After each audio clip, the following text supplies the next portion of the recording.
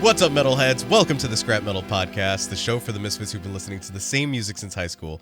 I'm your host, John von Frankenstein, and joining me today is my metal thrashing mad co-host, Chris. Chris, I gotta ask you, man, how you feeling?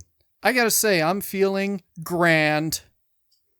Grand. Like a baby grand piano. You tickling the ivories. You playing that piano.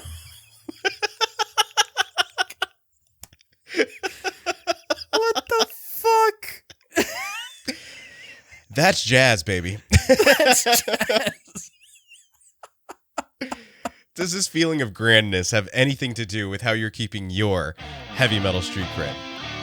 It might. Like we mentioned last episode, I went on a bit of a vacation, and I went and saw the Grand Canyon, and Nice. It was awesome. You know, when you spend your entire life living at or below sea level, where the highest point on this island is a 400-foot hill that allegedly George Washington visited, walked up, and was like, that's it? That's what you've got? It's pretty fucking cool to go out to the desert and see the Sierra Mountains surrounding Las Vegas, and then we take the 3-hour drive over to the Grand Canyon, and it was fucking awesome. You know, it's, like I said, I've never seen anything like that. And I'm sure there are probably people who live in the desert who are like, dude, you live a 15-minute drive away from an ocean beach, not on a lake.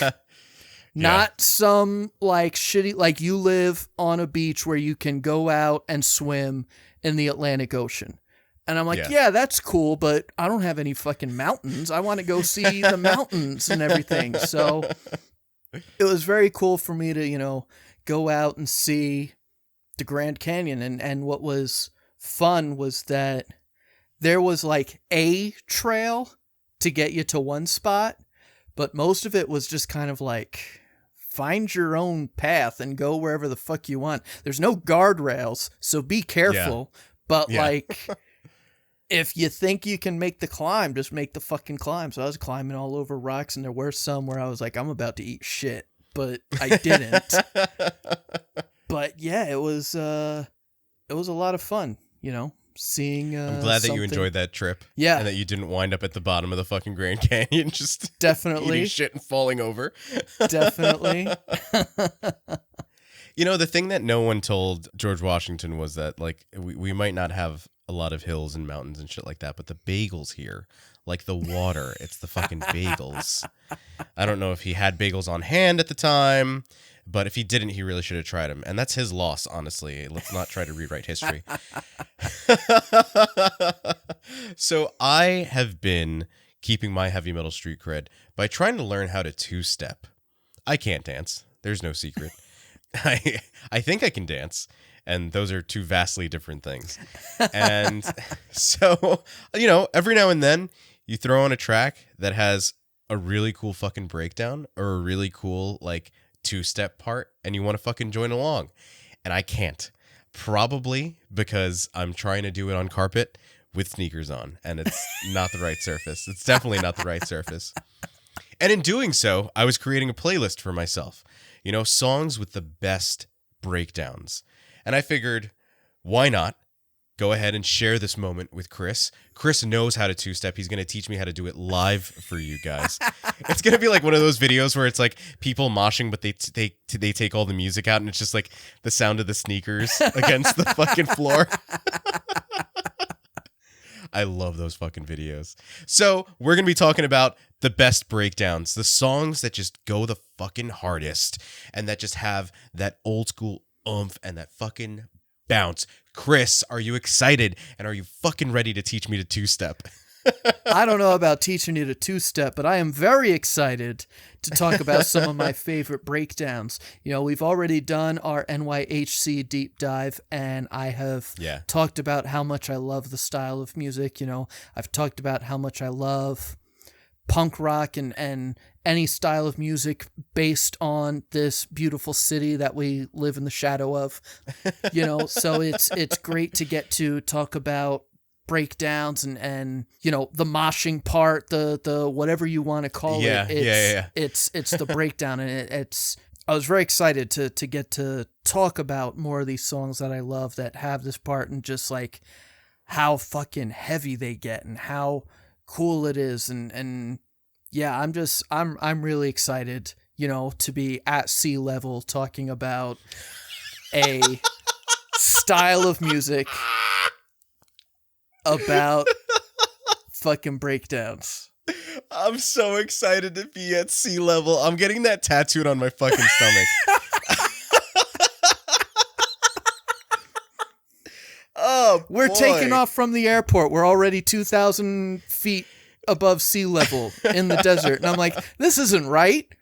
I'm used to being, below sea level. Yeah.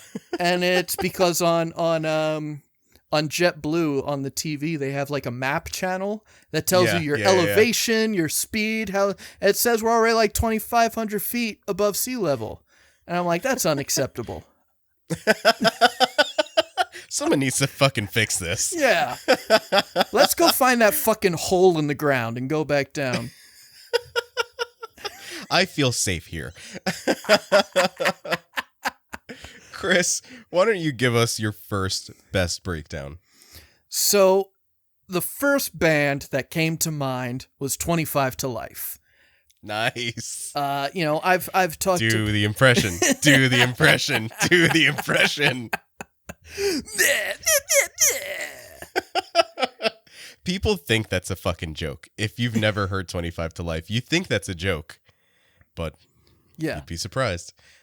So, like I said, 25 to Life was the first band that came to mind, and it was a bit of a challenge for me to decide on which song I wanted to talk about. There's a song, Abort, that I'm really into that has a good breakdown. There's the song, I believe the full title of this song is Fallen Angel /RIP/Archie/SIB, which is about Archie, I think his nickname was AK-47, who was allegedly the leader of the Strong Island Boys, who, depending on who you ask, was either a kind of legitimate Long Island gang or was a bunch of middle-class white kids who wanted to act like all the black and Hispanic kids. So, depending on who you ask, it's hard to tell who the Strong Island Boys really were. But this guy, Archie, I believe I don't know if he passed away at the time or if he had died earlier, and that was when 25 to Life decided to write the song. But I know the song came out in 2006 or some shit. But that's a cool song. Wise to the Game. Not the game, da game. Da game. That's a really cool song with parts that slow down into a breakdown. I prefer the Haters Be Damned version as opposed to the Friendship, Loyalty, Commitment version. But that's just me. But the song I actually want to talk about, where the chorus is the breakdown, is Fight Dirty. This song is a really good fucking song. And it's been one of my favorite 25 to Life songs for a long time. And the reason for that is mostly this breakdown that is the chorus. And it is, I almost want to say it is the most basic of breakdowns. It's just an open E, dun, dun, dun, dun, dun, dun, dun, dun, dun, dun. That's it. Yeah. It's that. While Rick to Life is that's the chorus, but it's so fucking good, and it is all the things I love about 25 to Life. It's hardcore, it's a breakdown, it's unintelligible vocals from Rick to Life. It's fucking awesome. I love it so much. So that's why when we were talking about best breakdowns, I knew the first song I was going to have to talk about was Fight Dirty by 25 to Life. I love a good basic breakdown.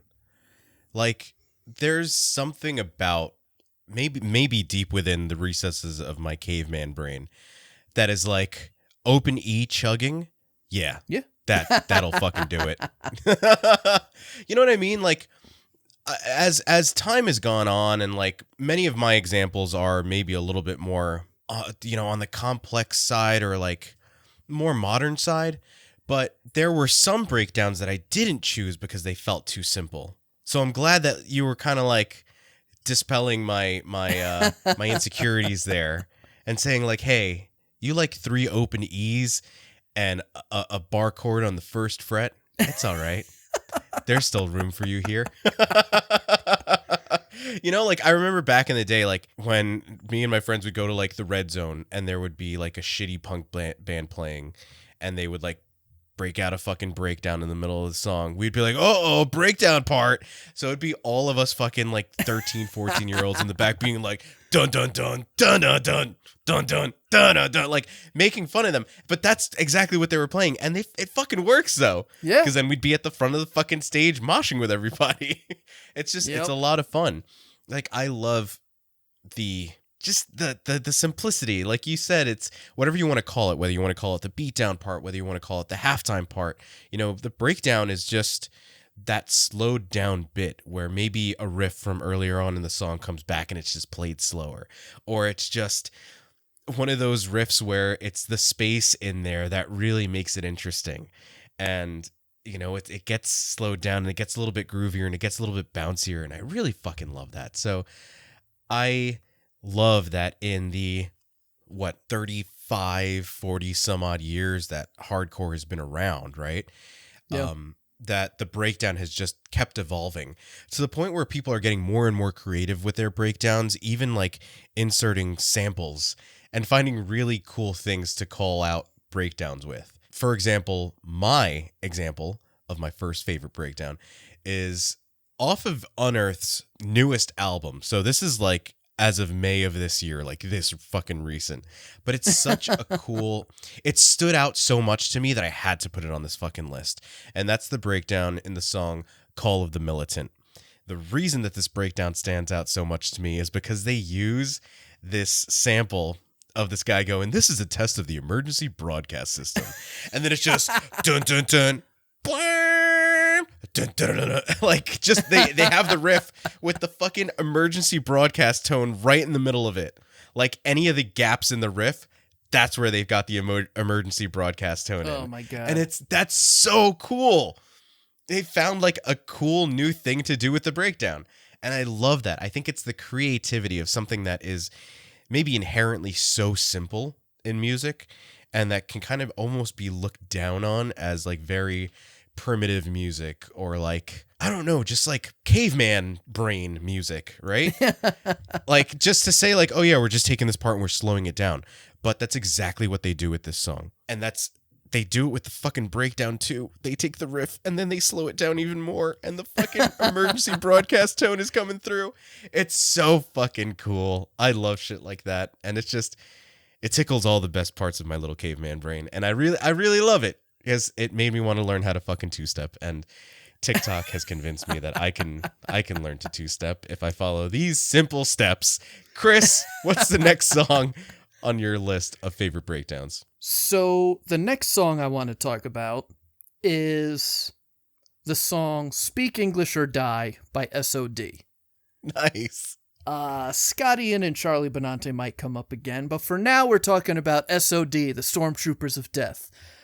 Speak English or Die, I think is one of the... I mean, there's other songs that like the entire song kind of sounds like a breakdown. I know... Right.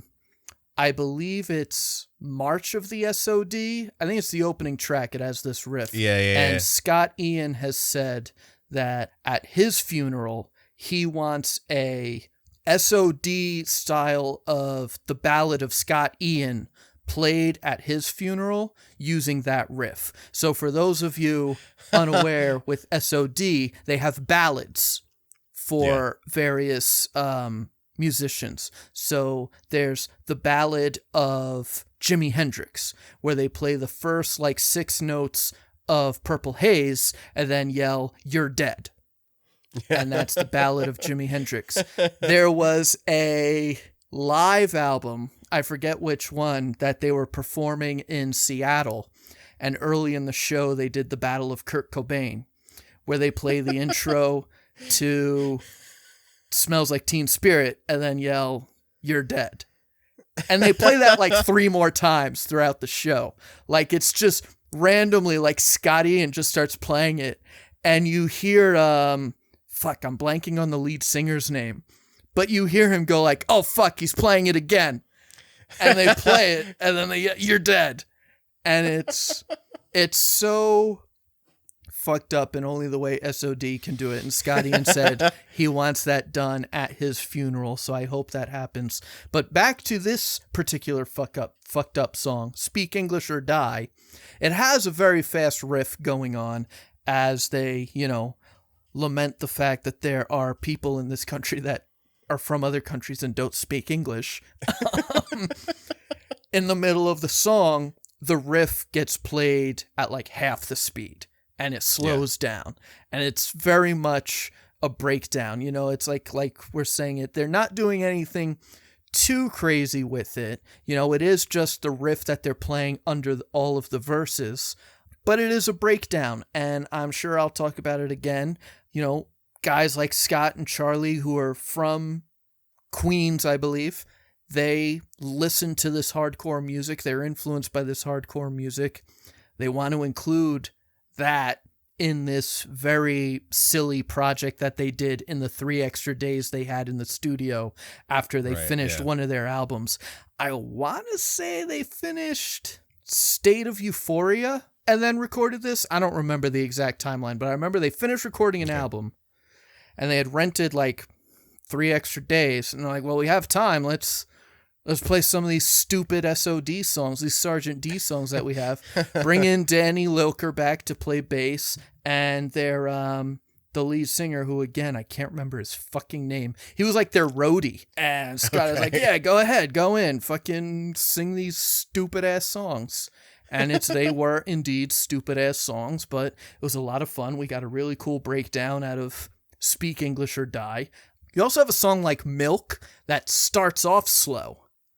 And then the riff that like could have been a breakdown riff then gets played faster later in the song. So that's always fun when you hear that. I'll probably talk about some songs that kind of do that later as well, where they almost start off with the breakdown and then get into like the fast punk rock part. So yeah, that's why I kind of wanted to talk about Speak English or Die, because you've got this fast riff going on. And then you kind of have this breakdown in the middle that's really cool to play and listen to and mosh to.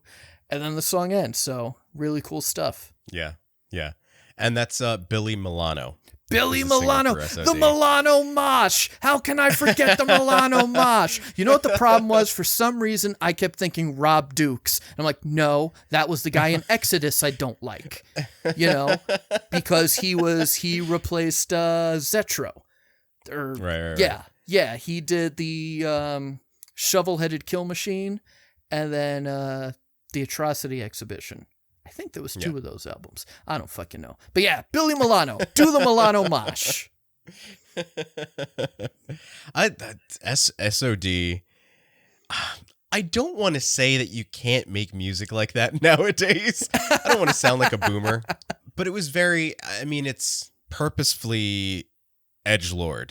Like, yes, sort of humor and like very tongue-in-cheek, very like, we want to be as offensive as fucking possible. Oh yeah, like that 100%. style of fucking music. And what would you expect from these guys going like, yeah, we've got 3 extra days in the studio, let's do some fucking dumb shit. Yeah. But yeah, I love the concept of a breakdown. And I love that there are these metal bands like you've brought up that have an appreciation for and like grew up on hardcore music. And so you would just see hardcore get more and more, or pick up more and more of the influences of metal. And so one of my favorite breakdowns, the second song on my list, is the song Poison Dream by Lamb of God. And the reason that the breakdown in this song just has a little bit more edge to it, in my opinion, is the inclusion of Jamie Josta on backup vocals. And this is just like, it's a fairly like mid-tempo-ish kind of song already. Like, it's got a cool fucking groove to it. Very, very Lamb of God. So when it comes to the breakdown, that it feels like it's got that sort of Hatebreed feel to it is very fucking cool.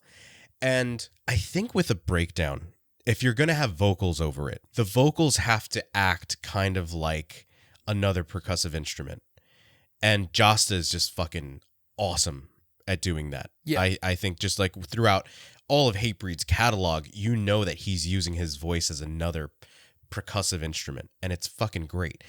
And in this song in particular, the way that the breakdown starts, it's like a riff with some accents on the cymbals. It's like da da da da da da da da da da, and then everything slows down a bit, and you just get these 3 fucking snare hits that are ga ga ga ga, and then it jumps into the fucking breakdown. So it's like a dun dun dun dun dun, dun, and like that space that gets left there, and over that you've got Jamie Josta fucking barking lyrics, because you're not a human being, just a fine to be paid, and like with that fucking like Hatebreed attitude and like that fucking bounce. I love this fucking song for that reason. It's like, I remember the first time hearing this, I remember like making it a point that I wanted to listen to this album. This was Lamb of God's self-titled album from like 4 or 5 years ago. I made it a point to listen to the album in the car, because their last few albums that had come out before that, I was like struggling to get into them because I didn't have the time to sit down with them. So I'm in the car and this song comes on and the fucking breakdown hits, and I was like, oh fuck yeah. It's like a spring day. I fucking hit the switches on my windows. The windows come down and it just cranked the fucking radio, and I'm just sitting at the fucking red light like fucking bouncing in the driver's seat. It was so fucking good. And it's just like, it has that sort of feel to it. And I really fucking love that. And do you know what I mean? Where like the singer should participate in the breakdown as well. Yeah, definitely. Because I think, like I mentioned with 25 to Life, since the chorus is the breakdown, Rick to Life is also kind of acting as a percussive instrument in that he's saying these like one syllable on like the beats that it matches, and he's matching the feeling of the breakdown, and it's so cool. And like you're saying, I'm probably going to mention him again, but Jamie Josta is very fucking good at this, and it's something that Hatebreed is very good at. And like you're saying, that I feel like there are many things that add to a breakdown, and one of those things is a vocalist either singing on top of it in a way that matches, or the call out right before the breakdown. Yeah. You need a really good fucking call out before a breakdown, which makes me think of Brian Posehn had a song, Metal by Numbers, that was making fun of metal. And before the breakdown, he calls out on the wrong beat, and then during the breakdown is all upset that he called out at the wrong time. And as we're talking about that, that's what I'm thinking of now, is Brian Posehn like going like, go! And then it's like 2 beats later that the breakdown starts. And then in the breakdown, you just have him in like his really whiny voice, like, oh man, I messed it up again. And like, it's so fucking funny. I fucking love Brian Posehn. Metal by Numbers, 1, 2, 3. That's a cool fucking song. So does that mean that your next example for favorite breakdown has a really cool call out that starts it off? I think you could say this does have a good call out, because my next suggestion, like I said, I'm jumping right back to Scott Ian and Charlie Benante, is Anthrax. Now I want to bring up a couple songs because unlike SOD, Anthrax has multiple breakdowns that I really enjoy. One I really love is in AIR. I love the breakdown riff in AIR. I think it's a really cool riff, and it's fun to play on the guitar. It's a really cool one. Keep It in the Family is also a breakdown that I like, that is very, it slows down. It does this really cool breakdown, and I actually love, it's almost a call out at the end of the breakdown where they come back with very quickly, Joey says, because just to give context, the whole song is about racism and is against racism and is kind of about people that are raised by parents who are racist, and you don't know why you're racist. The only reason you hate these people is because you were raised to believe that you should hate these people. And so at the end of the breakdown, they play like this fast bit where Joey says, I'm not going to stand for it. Somebody's going to pay for it. I yell. And then there's like this long held out chord. And then they go to We Rebel. And then they go into the final chorus. And it's just so fucking cool. I forgot how much I loved the song until we saw them perform it live at Coney Island. It was so fucking good. So what you're saying is that this is your call out for the song that you actually want to bring up. Yes, this is my call out for the song I want to bring up, which is Indians by Anthrax. You have, this point, which has become the iconic song-specific war dance part, which is a great fucking riff, and the call out you get is Scott Ian yelling war dance before like all the instruments come in, because he's already playing the riff and then yells out war dance. And I remember seeing Anthrax 2 different times where they did this bit where they start playing the riff and Charlie starts like yelling something, or Frankie starts yelling something, and then like whoever, it might have been Charlie, he's like, you call that a fucking war dance? Like, get the fuck up. And Scott Ian is like, yeah, you guys are pissing off Charlie. Fucking give us a fucking war dance. And so they go back into the riff and the crowd is going fucking nuts. And finally Scott yells war dance and they go into the whole fucking riff. It's so fucking cool. Like, I love it so much. And I have gushed about Anthrax so much on this podcast, and it's songs like this are the reason why, you know, because it's thrash metal, it's really good thrash metal, but it has that New York hardcore influence that you don't get with the West Coast thrash, which is funny to say, but like, you don't get it on that side, you know. Slayer kinda sorta has a breakdown in Angel of Death, but not really, you know. Metallica doesn't really have breakdowns. I feel like Testament doesn't really have breakdowns, but Anthrax, you can name a bunch of songs that have breakdowns. I haven't listened. I was looking through some Overkill to see if I could find some breakdowns from them. I don't know how many breakdowns they really have, since they're from New Jersey, so it could be like an East Coast, West Coast type of thing. But yeah, I love the way Anthrax just kind of embraces the music that's around them. You know, whether that's punk rock, New York hardcore, rap and hip hop, they are embracing that. And I forget which episode it was, but I know I talked about, like, it's almost like in New York, it might have been the NYHC deep dive. It's almost like New York, you have so many fucking people living on top of each other that you can't help but be influenced by the people you're surrounded by and the styles of music you're surrounded by, because you can't help it. You know, we're not spread out, you know. I'm out in the suburbs, so, but when you're in New York City, you're on top of each other. It's millions of people bringing all of their cultures and backgrounds and musical tastes on top of each other. And it's the same club will be playing a hardcore show, and then the next night it's a hip hop show, and then the next night it's God knows what.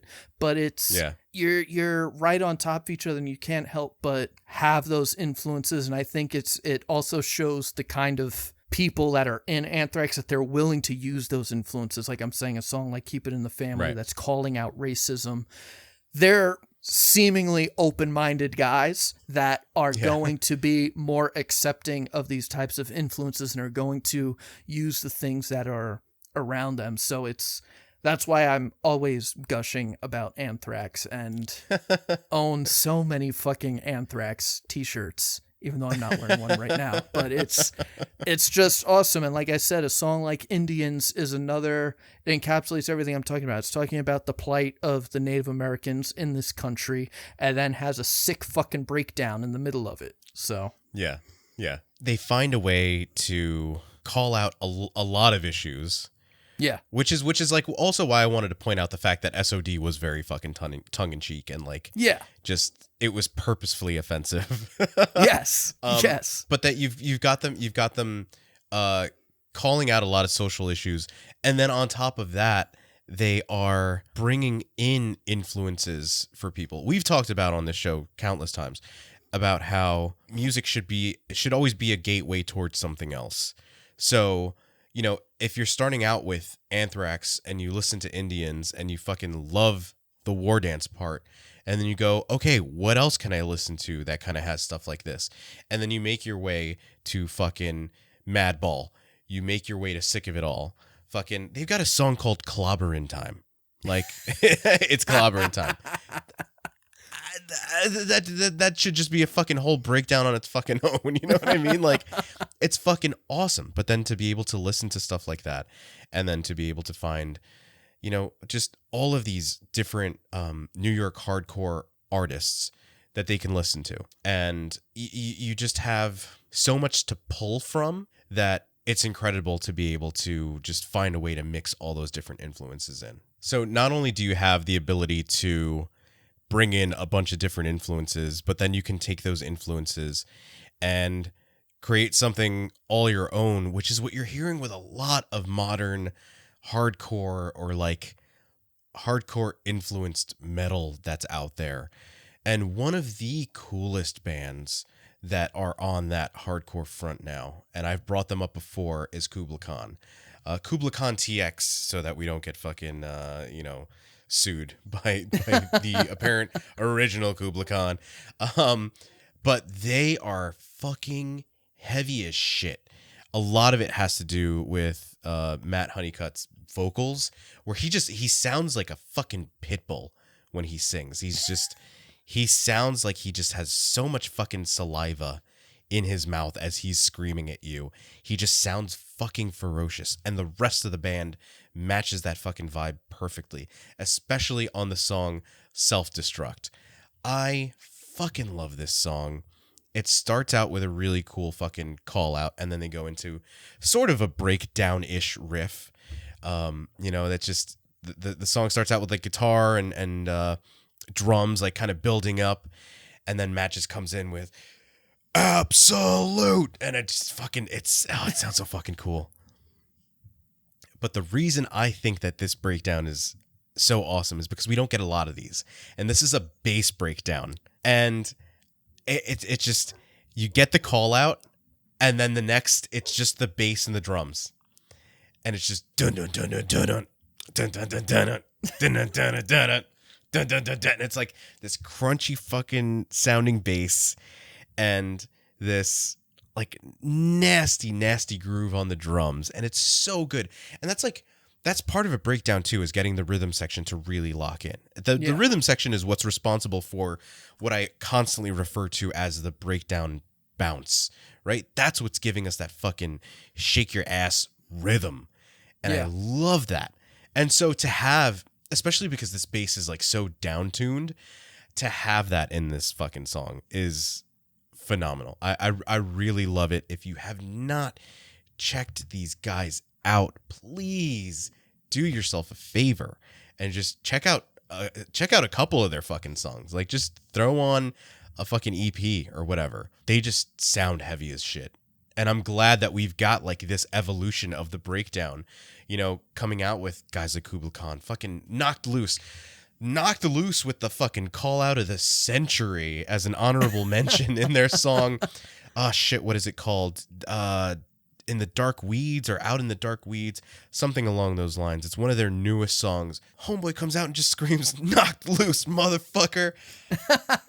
It sounds way tougher than I just made it sound, but it's because I can't scream like him. But it sounds so fucking cool. Fucking knocked loose with the arf arf too. Like, come on. There's a reason these guys played fucking Coachella and people were going nuts for their fucking set. It's because they're just that fucking good, where they can cross over those musical boundaries there, Yeah, I love that we're getting more and more of that, and that it seems like this harder music, this music that kind of leads with their breakdowns, is getting more and more acceptance and is getting more and more recognition, and that these artists are getting in front of more and more people. So I think that's really cool. And it's all because of the fucking breakdown. All right, Chris, the people are eagerly awaiting to hear what your suggestion is for best breakdown this week. So my suggestion for the best breakdown can only be the song Breakdown by Tantric.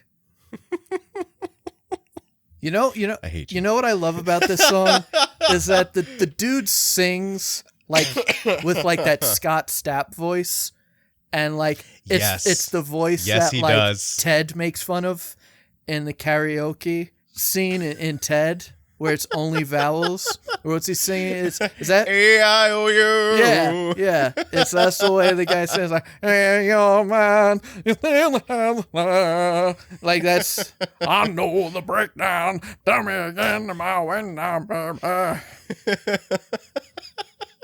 That's not actually my suggestion. I suggest you. Oh, well, now I'm disappointed. I suggest people stay far away from that, even though I occasionally listen to that song. My actual suggestion, and I said I was going to bring them up again, Hatebreed and their 2002 album Perseverance.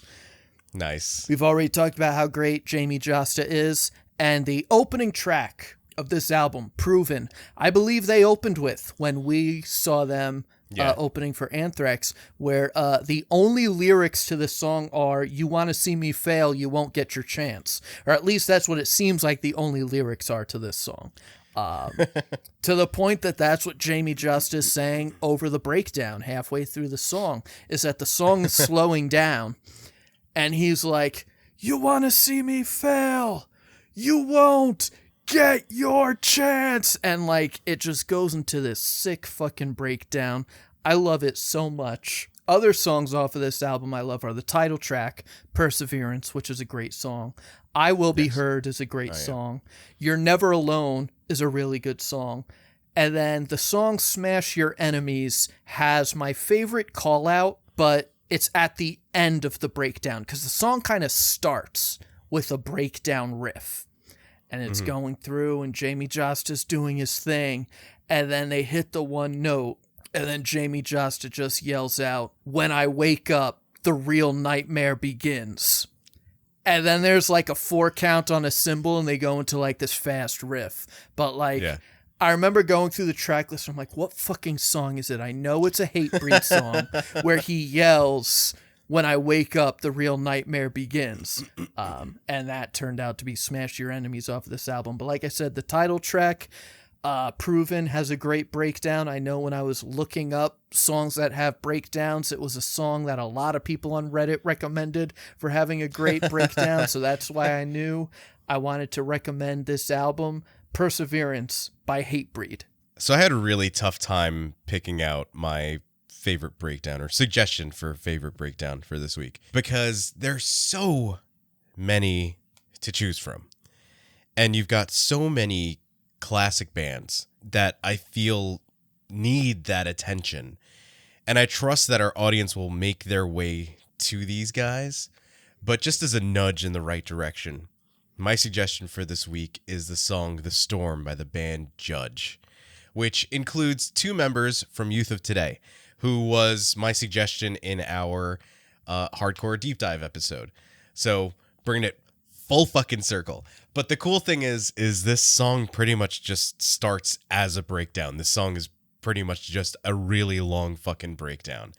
And it's like got that slower, like kind of mid-tempo feel. The drums are all like echoey and like drowned out with fucking reverb. So they just sound huge. And the band just sounds so fucking aggressive, and they have that like slow mid-tempo sort of halftime feel throughout the intro, and the lyrics are just getting fucking barked over the whole fucking song.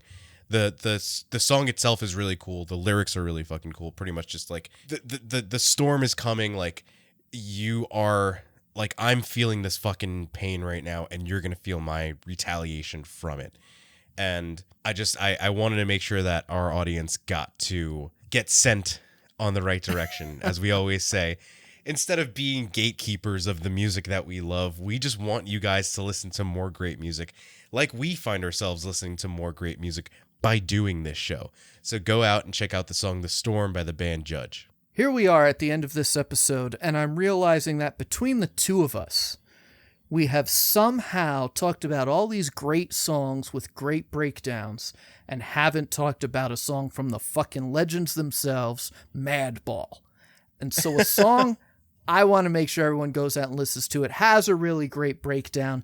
I'll admit I don't listen to nearly enough Madball, but they're fucking awesome.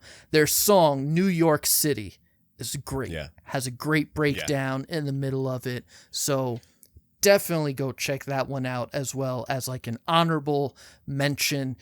Like I said, you can't talk breakdowns without talking about, a great NYHC band like Madball. Dude, I was between Madball and Judge for my suggestion. It was between either The Storm by Judge or Look My Way by Madball because of the fucking ending. But there's something that I'm hearing off in the distance, something that's coming to me. It's getting clearer, and it sounds a lot like da da dun da da dun da da dun da da dun da da dun da da dun da da dun. I wonder what that could be. Could it be the Terminator? It sounds close. I don't think so. It's close. That's fucking domination. I said to myself at the onset of this episode, I'm not going to bring it up. I'm not going to bring it up because it's the one that everybody knows. And everyone's going to laugh at us and be like, the two fucking metalheads couldn't do an episode about breakdowns without mentioning domination. But Chris fucking brought it up and we have to fucking mention it. Yeah, fuck those people. We're going to talk about domination and it's 2-minute long breakdown. Awesome. It's fucking awesome. It's a breakdown with a guitar solo. Yes. It's, again, you've got a metal band that's taking hardcore influences and then putting a fucking shred guitar solo over it. It's so fucking good. Dude, seeing that live was fucking great. As echoey as it was in that fucking stadium at MetLife. The sound there was terrible. Oh, I can imagine. This sounded so fucking cool. And it's just, dude, it's that fucking power. Like, there's a reason why metal and hardcore bands around the world, maybe not so much hardcore bands, but metal bands definitely, play that during rehearsal. I guarantee everyone has played that fucking riff during rehearsal and pissed their singer off at some point. It's so fucking fun, and it's like just that perfect fucking groove. I'm so happy you brought it up because I honestly was like, I have to make it a rule. I can't talk about domination in this episode. There are other breakdowns that have to be mentioned, but 100%. But it's hard to talk about breakdowns and not at least mention it. It's so good. And I remember watching someone react to, I think, Pantera's live performance in Moscow or some shit. And she was so excited that it was about to go into a breakdown because she loves breakdowns. And then all of a sudden it went into a breakdown. So it's how you not. And the call out is a guitar solo because I love how the guitar solo slows down and everything slows down. And you're like, wait, is there about to be a breakdown? Yeah. And then another fucking guitar solo comes in over the breakdown. It's awesome. Yeah, dude. It's that gnarly fucking squeal at the very end of the first guitar solo that brings it in. Ah, so fucking good. So fucking good. How could we deny our roots? How could we deny our listeners hearing us just gush about this fucking song that we've talked about so many times? But it's so good. It's so good. This is the part that's great about music where like you can talk about a song a million fucking times, but when we're still getting this excited talking about a song that we've listened to a trillion fucking times, it's fucking good. And we can't sign off without bringing it up. But on that note, thanks for tuning into the Scrap Metal Podcast. The time has come for us to pack up our gear, but we'll be back to rock out with you in the next episode. Stay metal, everyone. Good night!